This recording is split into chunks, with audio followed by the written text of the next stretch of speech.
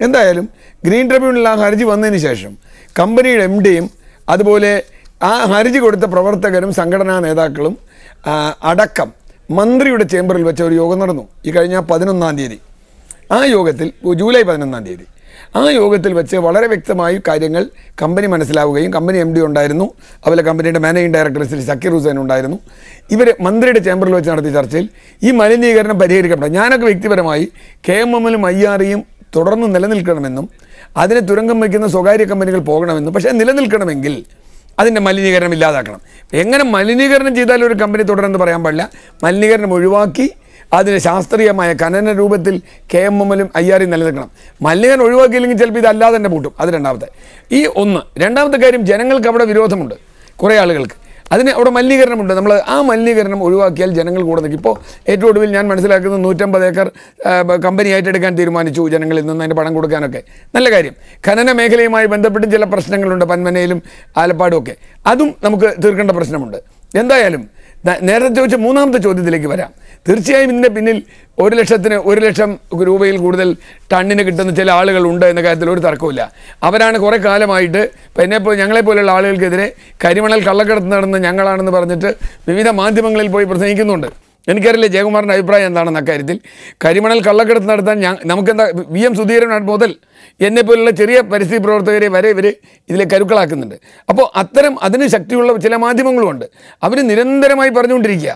അപ്പോൾ കരിമണൽ കള്ളക്കടത്തുണ്ടെങ്കിൽ ഞാനത് തടയണമെന്ന അഭിപ്രായമുള്ള ആളാണ്. കാരണം കേരളത്തിൻ്റെ വളരെ പ്രധാനപ്പെട്ട ഒരു വിഭവമായതുകൊണ്ട് അത് ടൈറ്റാനിയത്തിൻ്റെ കാര്യത്തിലായാലും തോറിയത്തിൻ്റെ കാര്യത്തിലായാലും വളരെ 2 പ്രധാനപ്പെട്ട വിഭവങ്ങളും ഒരുപാട് ഇപ്പോൾ KMMൽ പോലും നടത്താത്തത്ര അതിൻ്റെ സംസ്കരണ സാധ്യതകളും മൂല്യവർദ്ധന സാധ്യതകളുമുണ്ട്.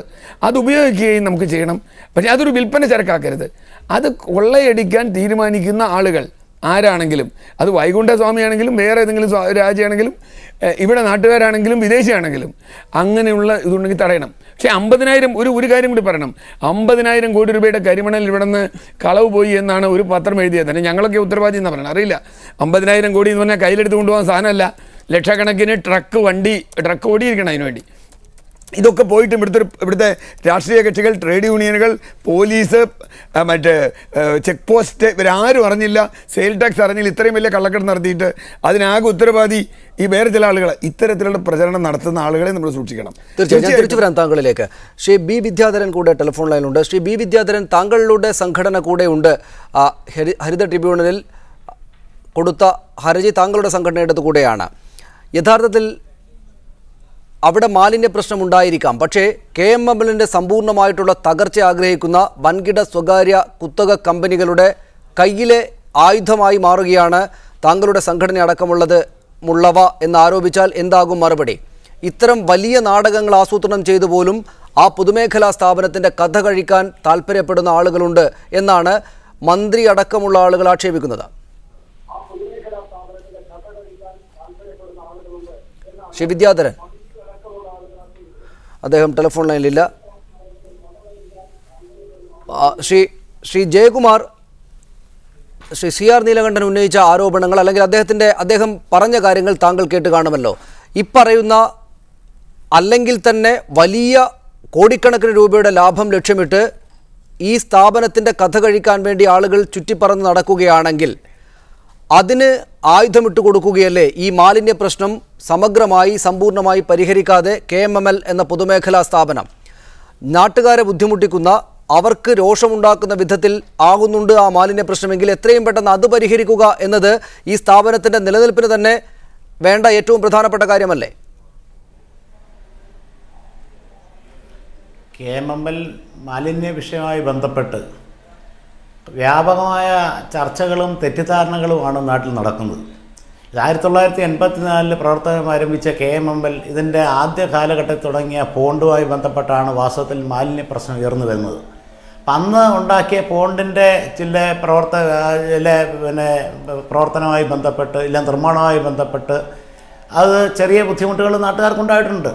എന്ന് മാത്രമല്ല, ഇന്ന് ചിറ്റൂർ നിവാസികൾ പ്രധാനമായും പറയുന്ന ഈ പൊല്യൂഷൻ എന്ന് പറയുന്നത് വാസ്തവത്തിൽ ഈ അയൺ ഓക്സൈഡ് പൂർണ്ണമായും ഇവിടുന്ന് ഒഴുകിപ്പോയെന്നല്ല.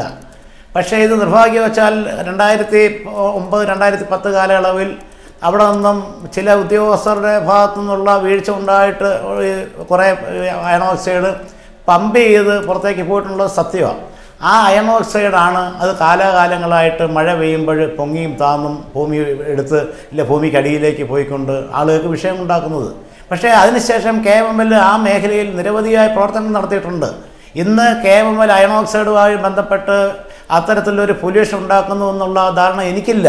കാരണം അത്തരത്തിൽ പൊല്യൂഷൻ പരമാവധി ഒഴിവാക്കിക്കൊണ്ട് പ്രത്യേകിച്ച് പഴയ പോണ്ട് ആ ഉണ്ടായിരുന്ന സ്ഥാനത്ത് അതിൽ നിന്നും ആളുകൾക്ക് ബുദ്ധിമുട്ടുണ്ടായതുകൊണ്ട് പൊല്യൂഷൻ കൺട്രോളിൻ്റെ തന്നെ നിർദ്ദേശത്തിൻ്റെ അടിസ്ഥാനത്തിൽ പുതിയ പോണ്ട് ഭൂമിക്ക് മുകളിലാണ് ഉണ്ടാക്കിയിട്ടുള്ളത്. അപ്പോൾ സ്വാഭാവികമായും ഈ തരത്തിൽ എന്തെങ്കിലും മെറ്റീരിയൽ പുറത്തേക്ക് വരികയാണെങ്കിൽ നമുക്ക് കാണാൻ കഴിയും, അത് തടയാൻ കഴിയും.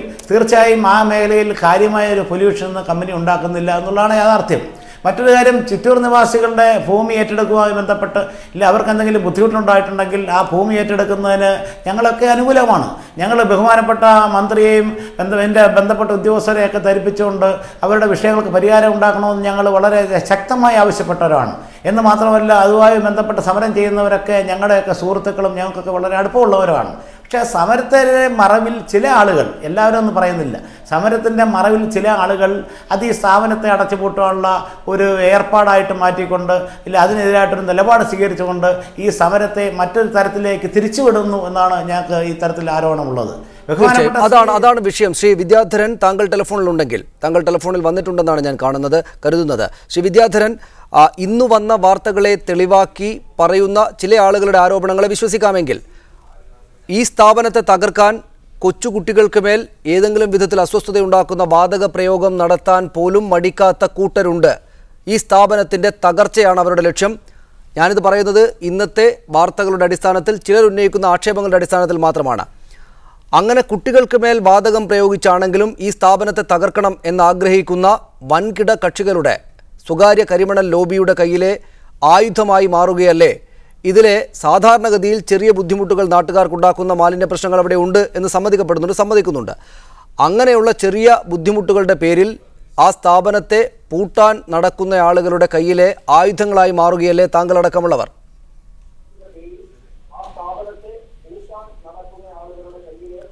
ശ്രീ വിദ്യാധരൻ, താങ്കൾ ടെലിവിഷൻ തുറന്നു വെച്ചാണ് സംസാരിക്കുന്നതെങ്കിൽ ആ ശബ്ദം മ്യൂട്ട് ചെയ്തതിനു ശേഷം എന്റെ ചോദ്യത്തിന് മറുപടി നൽകണം. ഇവിടെ ഉണ്ടായിട്ടിരിക്കുന്ന ബുദ്ധിമുട്ടുകൾ എന്ന് പറയുന്നത്, ഹലോ, താങ്കൾ ആ ടെലിവിഷൻ മ്യൂട്ട് ചെയ്യുക, എന്നിട്ട് എനിക്ക് മറുപടി നൽകുക. ഹലോ, വളരെ നന്ദി ശ്രീ വിദ്യാധരൻ. താങ്കളിലേക്ക് സാങ്കേതിക പ്രശ്നം കൊണ്ട് എത്തിച്ചേരാനാകുന്നില്ല. ശ്രീ CR നീലകണ്ഠൻ, ചെറിയ ഒരു വലിയൊരു വ്യവസായ സ്ഥാപനം ഉള്ളിടത്ത് നാട്ടുകാർക്ക് അനുഭവിക്കേണ്ടി വരാവുന്ന ചെറിയ ബുദ്ധിമുട്ടുകൾ അതുണ്ടാക്കിയിട്ടുണ്ട് KMML എന്ന് സമ്മതിക്കുന്നു അവിടുത്തെ തൊഴിലാളി യൂണിയൻ നേതാവ്. പക്ഷേ അതിൻ്റെ പേരിൽ ഇത്തരം പ്രശ്നങ്ങളിൽ അതിൻ്റെ പേരിൽ ആ സ്ഥാപനത്തെ ആകെ എതിർക്കുമ്പോൾ ഈ KMMLൻ്റെ അന്ത്യം കണ്ട് അതുവഴി ലാഭമുണ്ടാക്കാം എന്ന് കണക്കാക്കുന്ന സ്വകാര്യ കമ്പനികളുടെ കയ്യിലെ ആയുധമായി മാറിപ്പോകുന്നില്ലേ പരിസ്ഥിതി പ്രവർത്തകർ?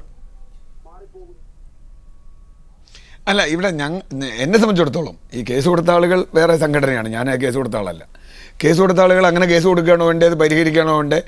ഞാൻ മനസ്സിലാക്കിയത് കേസ് കൊടുത്ത ആളുകൾ തന്നെയാണ് മന്ത്രിയുമായി ചർച്ച ചെയ്ത് പരിഹാരത്തിലേക്ക് എത്തിയത്. ഒരുപക്ഷെ കേസ് പിൻവലിക്കാൻ വരെ സാധ്യതയുണ്ട്. കാരണം ഈ പരിഹാരം നടപ്പാക്കുകയാണെങ്കിൽ എന്നെ സംബന്ധിച്ചിടത്തോളം ഞാൻ നേരത്തെ പറഞ്ഞു, KMMLും IREയും നന്നായി പ്രവർത്തിക്കേണ്ട സ്ഥാപനങ്ങളാണ്. കേരളത്തിൻ്റെ സമ്പത്ത് പരമാവധി കേരളത്തിന് തന്നെ കിട്ടുന്ന തരത്തിൽ മൂല്യവർധനയിലേക്ക്, വലിയ സാങ്കേതിക വിദ്യകളിലേക്ക് KMML പോകണം. പക്ഷേ ഏത് വ്യവസായവും പോകുമ്പോൾ അത് മലിനീകരണം ഇല്ലാതാക്കണം. ചെറിയ അസൗകര്യം എന്ന് ഇദ്ദേഹം ജയകുമാർ പറഞ്ഞതിനോട് എനിക്ക് വിയോജിപ്പുണ്ട്. ചെറിയ അസൗകര്യമല്ല, ആ വീടുകളിൽ നമ്മൾ പോയാൽ അസൗകര്യം ചെറുതല്ല എന്ന് നമുക്ക് മനസ്സിലാവും. ചെറുതാണെങ്കിൽ പോലും വേറൊരുത്തിന് അസൗകര്യം ഉണ്ടാക്കിക്കൊണ്ടല്ല നമ്മൾ വ്യവസായം നടത്തേണ്ടത്. ഇവിടെ നിയമങ്ങളുണ്ട്. പിന്നെ NGT പോയിട്ടുള്ളത് തീർച്ചയായും നിയമം അനുസരിച്ച് കാര്യങ്ങൾ ചെയ്യാനാണ്. നിയമത്തിൽ ഇത് പറയുകയാണെങ്കിൽ NGT എന്താ ചെയ്യേണ്ട നടപടി? NGT ഇത് പൂട്ടാനല്ല പറയുക. നമ്മൾ NGTയിൽ പോയതിൽ പോലും ഒരിക്കലും KMML അടച്ചുപൂട്ടണം എന്ന ആവശ്യം ഉന്നയിച്ചിട്ടില്ല, അത് ഉന്നയിക്കുന്നുമില്ല. കാരണം KMML അടച്ചുപൂട്ടാൻ പാടില്ല. ഇനി ഇതിൻ്റെ പേരിൽ ആരെങ്കിലും മുതലെടുപ്പ് നടത്തുന്നുവെങ്കിൽ അതിനാണ് ഞാൻ നേരത്തെ പറഞ്ഞ് അവരെ കൃത്യമായി പിടിക്കണം. ഒരു സംശയം കൂടി ഞാൻ ഇക്കാര്യത്തിൽ പറയുകയാണ്. ഇപ്പോൾ ഈ വാതകച്ചോർച്ച ഉണ്ടായി എന്ന് കേട്ട ഉടനെ കുറേ രാഷ്ട്രീയ യുവജന പ്രവർത്തകർ ഓടിക്കേറി അതിൻ്റെ പിന്നാലെ കമ്പനിക്കെതിരെ മാർച്ചൊക്കെ നടത്താൻ പോകണേ ഞാൻ കണ്ടു. ചാനൽ ഏതൊക്കെ പാർട്ടികളാണെന്നറിയില്ല, പല പാർട്ടികളിലെ യുവജന സംഘടനകളുണ്ട്. യഥാർത്ഥത്തിൽ അവരെല്ലാം ശ്രമിക്കേണ്ടിയിരുന്നത് അവിടെ നിലവിലുള്ള മലിനീകരണം ഒഴിവാക്കി ജനങ്ങളെ കൂടെ നിർത്തി ഇത് പരിഹരിക്കേണ്ടതിനാണ്. അതുകൊണ്ട് തീർച്ചയായും പറയുന്നു, മലിനീകരണം ചെറിയ വിഷയമാണെന്ന് കാണരുത് എന്ന അഭ്യർത്ഥനയോടുകൂടി ഞാൻ പറയുന്നു.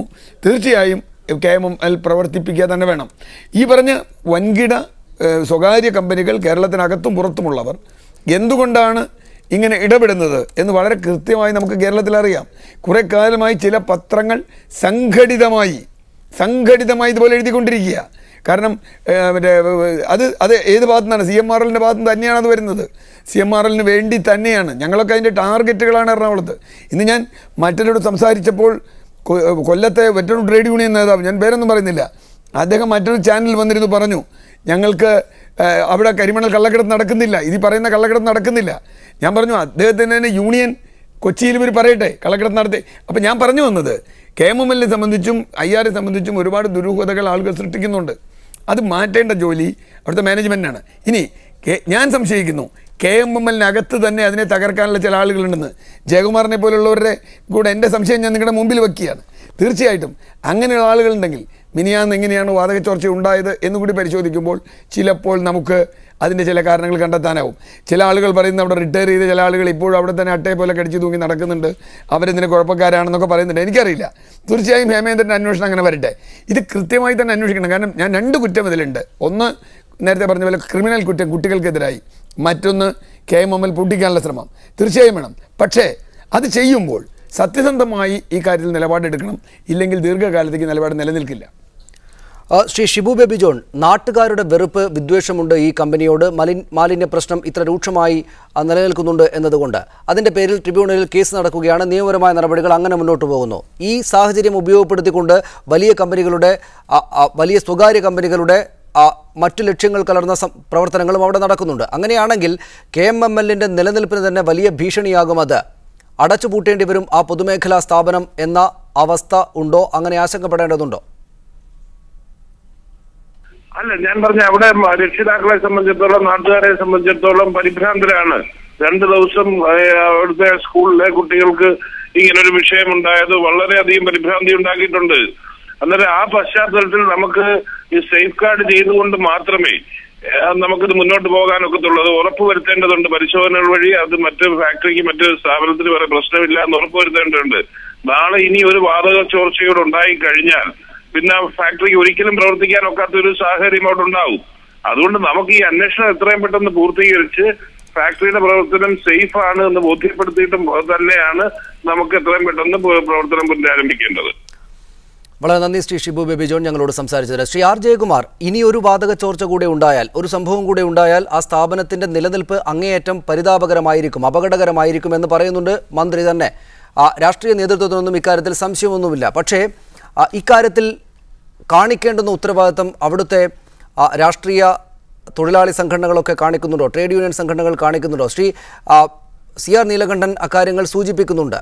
അവിടെ തന്നെ, അതിനകത്തു തന്നെ ഉണ്ട് ആ സ്ഥാപനത്തെ തകർക്കുന്ന ശക്തികൾ. അല്ലാതെ മാലിന്യ പ്രശ്നമുള്ളതുകൊണ്ട് സമരം ചെയ്യുന്ന നാട്ടുകാരല്ല, അല്ലെങ്കിൽ പരിസ്ഥിതി പ്രവർത്തകരല്ല ആ പൊതുമേഖലാ സ്ഥാപനത്തിൻ്റെ അന്ത്യം നടന്നു കാണാൻ ആഗ്രഹിക്കുന്നവർ. അത് അതിനകത്തുള്ള ആളുകളാണ്. ഒപ്പം അവർ പ്രവർത്തിക്കുന്നത് ഈ പറയുന്ന വലിയ മുതലാളിമാർക്ക് വേണ്ടി ആണ് താനും. അത് തെറ്റാണ്. അങ്ങനൊരു വാദഗതി ഉന്നയിക്കുന്നത് തികച്ചും തെറ്റായ ഒരു നിഗമനമാണ്. ആ KMMLനകത്ത് തന്നെ നിന്ന് ആളുകൾ സ്ഥാപനത്തെ തകർക്കാൻ ശ്രമിക്കുമെന്ന് പറയാൻ ഞങ്ങൾ അംഗീകരിക്കുന്ന പ്രശ്നമില്ല. കാരണം ഞങ്ങൾ നിരന്തരമായി ഇവരുമായിട്ടൊക്കെ ബന്ധപ്പെടുന്ന ആളുകളാണ്. KMMLൽ നിൽക്കുന്ന ആളുകൾ അവർ സ്ഥാപനത്തിന് വേണ്ടി ആത്മാർത്ഥമായി പ്രവർത്തിക്കുന്നവരാണ്. പക്ഷേ നിർഭാഗ്യവശാൽ ഞാൻ ചോദിക്കട്ടെ, ഈ കഴിഞ്ഞ 2 ദിവസം ഇത്തരത്തിലൊരു വാതക ചോർച്ച ഉണ്ടായെന്ന് പറഞ്ഞ് ഈ തരത്തിൽ പ്രചരണം ഉണ്ടായിക്കൊണ്ട് മുതലെടുപ്പ് നടത്തി. നാളെ ബഹുമാനപ്പെട്ട മന്ത്രി പറഞ്ഞ പോലെ നാളെ വീണ്ടും ഒരു വാതക ചോർച്ച ഉണ്ടായാൽ ഈ സ്ഥാപനം അടച്ചുപൂട്ടലിൻ്റെ ഭീഷണി നേരിടുന്നു. പക്ഷേ ഞാൻ ചോദിക്കട്ടെ, ഈ തരത്തിൽ വീണ്ടും ഇത്തരം ഒരു വാതക ചോർച്ച ഇങ്ങനെ ആളുകൾ ഉണ്ടാക്കാൻ ശ്രമിച്ചാൽ, അല്ലെങ്കിൽ ഈ ഇല്ലാത്ത ഒരു സംഭവം ഉണ്ടാക്കിയാൽ എന്ത് ചെയ്യാൻ കഴിയും KMML അധികാരികൾക്ക്?